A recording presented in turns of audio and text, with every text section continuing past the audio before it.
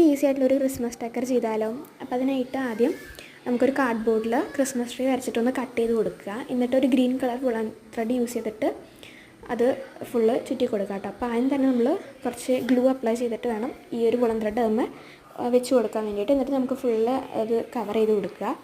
എന്നിട്ട് പിന്നെ ലാസ്റ്റ് പിന്നെ ചിലപ്പോൾ കുറച്ചുകൂടി ഒക്കെ ഒന്ന് ഉണ്ടാവും, അപ്പോൾ അതും ഒന്ന് ഒട്ടിച്ച് കൊടുത്തിട്ടുണ്ട്. അപ്പോൾ നല്ല ഈസി ആയിട്ട് ചെയ്യാൻ പറ്റുന്ന ഒരു സംഭവം കേട്ടോ.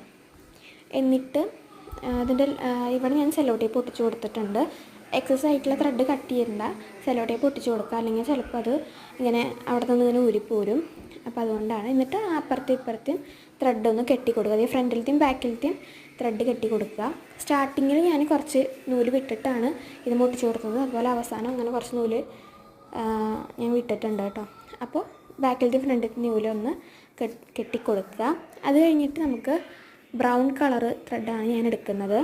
അപ്പോൾ അത് ഉപയോഗിച്ചിട്ട് നമുക്ക് ഇതുപോലെ ഇതായി കൊടുക്കുക. അപ്പോൾ നിങ്ങൾക്ക് ജ്യൂട്ടിൻ്റെ ത്രെഡ് ഉണ്ടെങ്കിൽ ഈ ബ്രൗണിന് പകരം അത് ഉപയോഗിച്ചാലും മതി.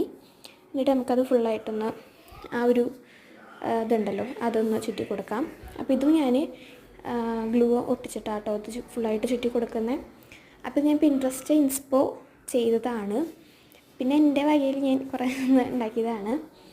അങ്ങനെ ഇതെല്ലാം വെച്ചിട്ട് അവസാനം ഒന്നുകൊടുക്കുന്ന ചുറ്റി കൊടുത്തിട്ട് അവസാനം ഗ്ലൂ ഒട്ടിക്കുക, സെറ്റാക്കി എടുക്കുക. പിന്നെ ഞാൻ ഇതിൻ്റെ മുകളിൽ ഡെക്കറേഷന് വേണ്ടിയിട്ട് ഗിൽറ്റിൻ്റെ ഫോം ഷീറ്റ് ഉപയോഗിച്ചിട്ട് സർക്കിൾ ഷേപ്പിൽ കടുതരിൽ വെച്ചിട്ടുണ്ടായിരുന്നു. അപ്പോൾ അത്രയേ ഉള്ളൂ.